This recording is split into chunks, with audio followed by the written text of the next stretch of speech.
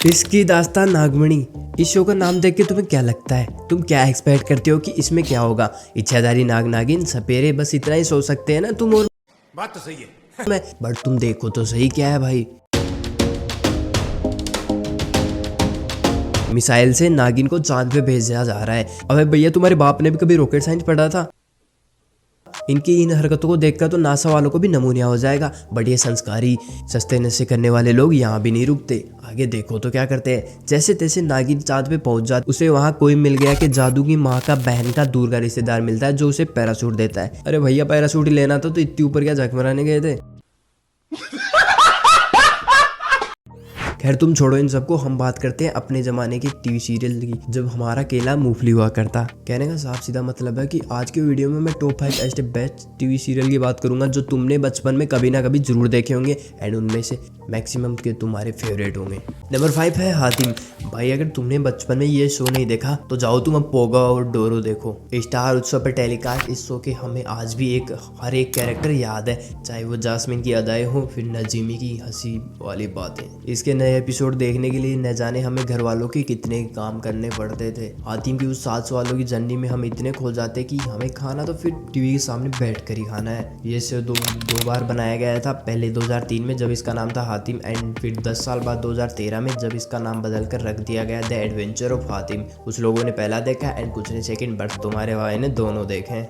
Number 4 Akbar Birbal. अब ये ऐसा शो है जो उस टाइम आता था जब घर वाले छोटी बहू देखने के लिए बैठ जाते थे, फिर उनसे कैसे भी भीख मांग के गिड़गिड़ा के देखना पड़ता या फिर सुबह दिन में देखो। इस शो के अंदर अकबर बीरबल के बीच की फ्रेंडशिप का जो एंगल दिखाया गया वो काफी इंटरेस्टिंग था। हर नए एपिसोड में कुछ ना कुछ लोचा हो जाता जिसे बीरबल फिर अपने तरीके से सोल्व करता। इन दोनों ही कैरेक्टर के अलावा राजा का बोले तो अकबर का जो पहरेदार है, ये वाला पहरेदार इस भोसड़ी वाले के अलग ही मजे हैं। पूरे शो में ये बकचोदी करता रहता है। जो जिसने भी ये शो देखा है वो इसकी हरकतों से वाकिफ होगा। अगर आज भी कभी हमें इंस्टाग्राम के फीड में इस शो की रील देखने को मिल जाती है तो हम यादों की बहार में उमेड़े जाते हैं। अब बात करते हैं नंबर 3 मारक सकारियन। इस शो की स्टोरी में हमें आर्यन नाम का एक लड़का दिखाया जाता है जिसके पास, अरे मैं तुम्हारे दोस्त आर्यन की बात नहीं कर रहा, वो सड़ी मैं स्टोरी आर्यन की बात कर रहा हूँ, जिसके पास बचपन से कुछ स्पेशल एबिलिटीज होती हैं, बोले तो सुपर पावर, जिनकी मदद से वो फिर लोगों की हेल्प करता है। मुझे आज भी याद है कि बचपन में जब मेरे दोस्त बालवीर बनकर घूमते थे, मैं उनके बीच अकेला मारक सकारियन था। लोगों की हेल्प करने के उस चक्कर में आर्यन को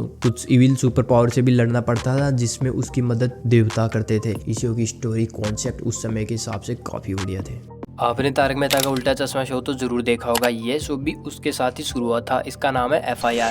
इस शो को मैंने तारक मेहता उल्टा चश्मा से ज़्यादा इंपॉर्टेंस दी क्योंकि इसमें थी हम सभी की प्यारी sub inspector Chandramukhi Chautala and havildar Gopi and Billu, जिनकी अंग्रेजी सुनकर हमें ट्यूशन जाने की जरूरत ही नहीं थी। हर एपिसोड की शुरुआत में गोपी बिल्लू को कुछ ना कुछ अजीबोगरीब चीजें खिला देता, जैसे मगरमच्छ के आंसुओं की खीर, चिड़िया के अंडों से बना सूप। ईमान चौकी में हर रोज एक नया केस आ जाता जिसे सोल्व करने का तरीका भी इन लोगों को अलग ढंग से ही मिलता। इस शो में कुछ लिमिटेड एक्टर्स है जो बार बार कैरेक्टर बदल कर आ जाते एंड हर बार उनका एक अलग ही रंडी रोना होता। कहने का मतलब हर बार उनका एक अलग तकिया कलाम होता जो भी काफी फनी था। आज भी अगर कभी इस शो की इंस्टा रील आ जाती है तो देख के मजा ही आ जाता है। अब बात करते हैं नंबर 1 शो की, जिसे देखने के लिए मैं स्कूल में मास्टर को चूतिया बनाकर घर जल्दी आता था। वैसे मैं भी क्या बात कर रहा हूँ, वो वाला मास्टर तो चूतिया था ही। घर जल्दी आने का कारण ये था कि ये शो सुबह 11 बजे या शाम को 3 बजे आता था, इसलिए हमें जल्दी आना पड़ता। घर पे आने के बाद बिना ड्रेस चेंज किए बस टीवी के सामने बैठ जाते देखने के लिए, क्योंकि एक भी एपिसोड मिस जो नहीं करना था। ओके, इस शो का नाम है टास्क फोर्स खतरनाक खलनायक या super cops versus super villain.